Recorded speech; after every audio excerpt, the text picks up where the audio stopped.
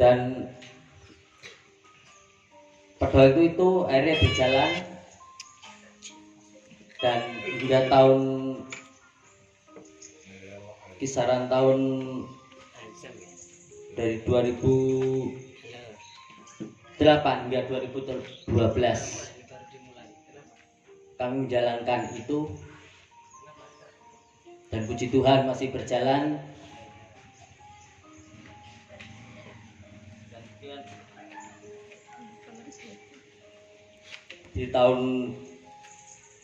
Di kurun waktu 2008 dan 2012 kami wali murid berpikir,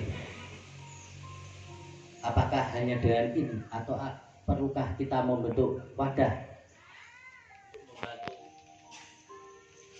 untuk membantu keberlangsungan sekolah lebih lanjut. Dan akhirnya juga karena tuntutan dari dinas pada waktu itu, kami sepakat juga untuk membentuk komite sekolah pada tahun 2011. Dan pada waktu itu saya sebagai koordinator zona Keruk A, dan untuk ketua komitenya kebetulan Bapak Isjajar dari Duren Sawit. Dan pada waktu itu pula kami resmi juga untuk mencanangkan program, yaitu dengan nama Gemlawat, gerakan memelihara hewan. Dan itu tujuannya untuk membantu keberlangsungan sekolah. Dan pada tahun 2012 hingga sekitar 2014 program itu masuk komite, dan puji Tuhan kami juga mendapat suplai dari yang lain, selain kemudian untuk hewan ternak juga berkembang. Dari awal 4 ekor akhirnya menjadi 42 ekor. Luar biasa memang. Dan pada itu kami bangga bahwa perjuangan kami tidak sia-sia. Tapi ternyata hal harus berkata lain. Masuk setelah lepas tahun 2014, banyak penyakit dan juga kesulitan pakan, dan pengawas untuk pengelolaan karena kurang pengetahuan kami, dan juga pola pemeliharaan yang belum bisa berubah dari pemeliharaan secara tradisional ke modern, akhirnya menurun. 2 tahun tersebut sejak tahun 2016 kami menghadapi tantangan itu karena permasalahan juga mutu hewan. Dan pada waktu tahun 2017 kami berpikir, dan akhirnya kami mendapat bantuan untuk memperbaiki mutu ternak kami, dan juga untuk memberikan contoh kandang. Tapi sayangnya kami mendapat bantuan 6 ekor pejantan.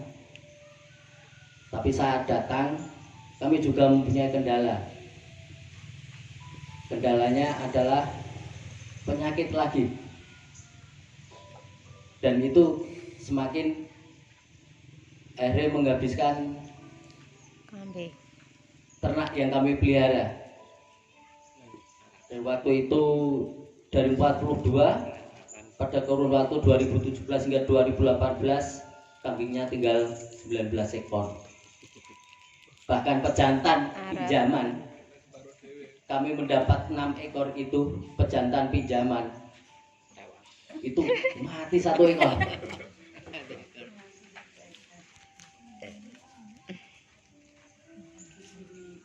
Nah itu dan hingga karena pengendala tersebut penyakit itu kami juga harus terpaksa melakukan pengobatan, dan tahun 2019 akhirnya kambing kami menurun lagi karena penyakit itu menjadi 12 ekor.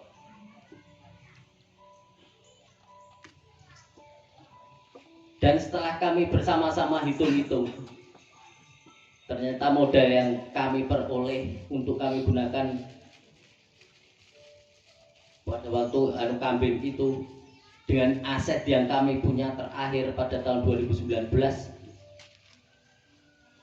minus puluhan juta, belasan juta, bukan puluhan. Kami berpikir terus, sebenarnya ini tidak bisa dilanjutkan karena rugi. Dan kurun waktu 2009 hingga tahun 2019 tersebut kami nggak bisa memberi pendapat istilah kontribusi secara finansial kepada sekolah. Kalau untuk kontribusi kepada wali murid itu yang kami utamakan memang. Dan sekolah sama sekali nggak dapat karena minus 16 itu. Akhirnya dengan terpaksa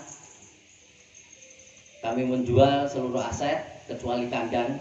Kalau kandang masih digunakan hingga sekarang, kandang percontohan.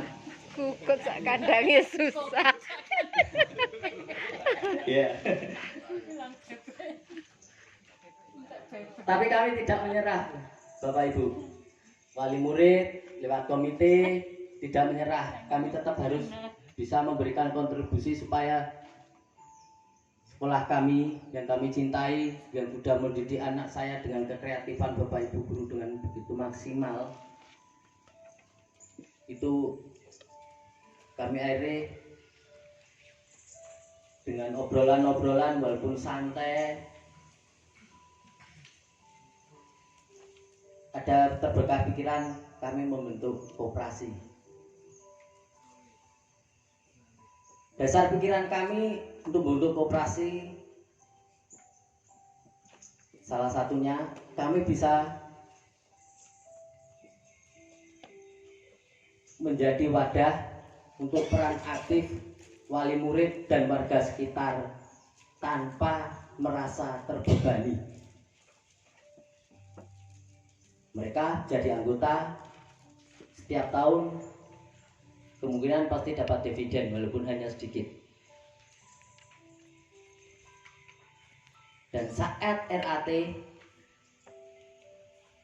para alumni, para warga sekitar bisa berkumpul bersama-sama, dan itu sama saja reuni. Mereka nggak harus membayar, justru mereka bawa pulang uang dari dividen tersebut. Dari keuntungan tersebut, kami juga sepakat bahwa 20% dari SHU itu kami kontribusikan untuk sekolah ini. Dan itu sudah berjalan 2 kali. Walaupun untuk yang kami kontribusikan tentu belum bisa untuk mencukupi kebutuhan sekolah ini. Tapi paling tidak semua bisa berjalan dengan baik, dan harapan kami tentu ke depan menjadi lebih baik.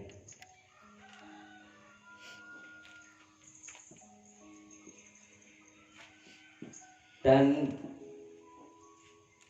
berikut mungkin bisa saya sharingkan sedikit bagaimana perjalanan koperasi Gemati yang dikelola oleh komite. Koperasi Gemati dari kami mengadakan rapat pertama kali pada bulan Februari karena keprihatinan kegagalan kami dalam mengelola Gemlawat, dan kami hari secara maraton dari bulan Februari hingga bulan Agustus dibantu dengan Yayasan Realino Yogyakarta untuk mencari pemecahan dan terbentuklah koperasi tersebut.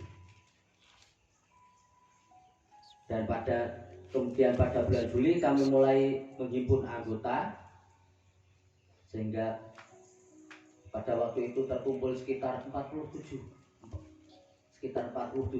dan kami pada tanggal 10 Agustus 2020 kami memberanikan diri untuk beroperasi,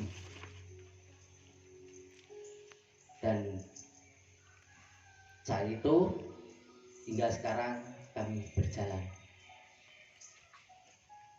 Dan pada tahun 2020 kami mempunyai modal sekitar 30-an juta dengan anggota 201.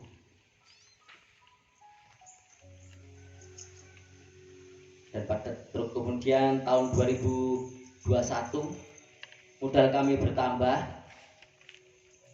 sekitar 75-an juta dengan anggota 313.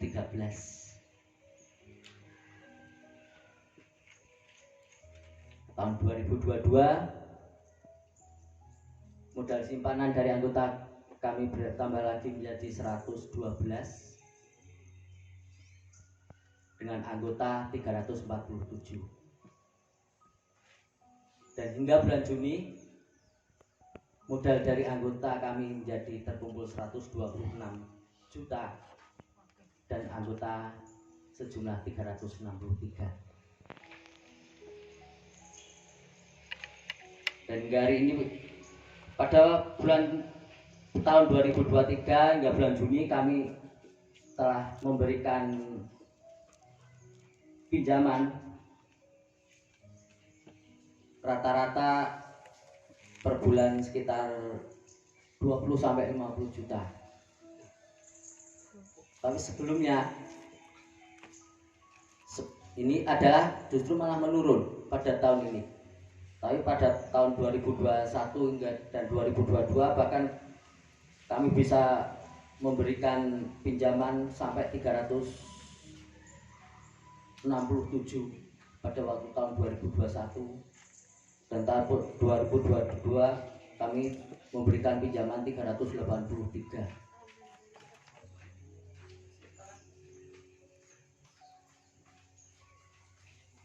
Dan prinsip dari koperasi kami tidak ingin anggota kami menderita. Jadi kami memberikan fleksibilitas kepada anggota kami dengan bunga hanya 1%. Dan mereka walaupun ada perjanjian dalam kurun waktu harus lunas, tapi kami menyadari bahwa keadaan ekonomi dari wali murid di sini, bila mereka mengangsur sak duwemu piro, penting waya lunas. Walaupun itu memang berpengaruh terhadap penghasilan.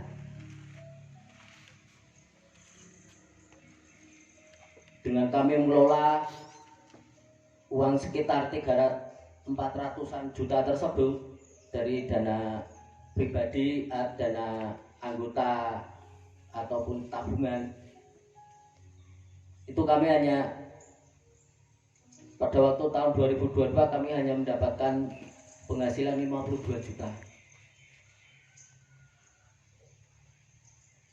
Tapi sekali lagi anggota terbantu.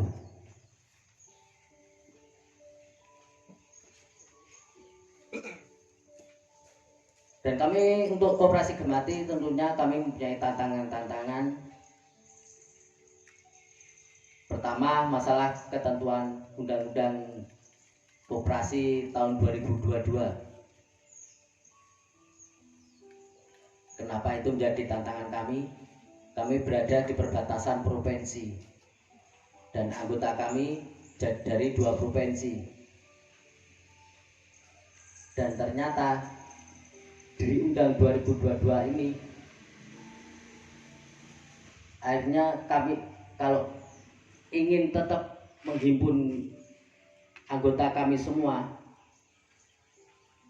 kami harus mendaftarkan diri koperasi kami sebagai tingkat nasional. Dan itu tentu konsekuensinya lebih besar daripada hanya tingkat kabupaten atau tingkat provinsi. Itu tantangan kami untuk yang masalah perundang-undangan.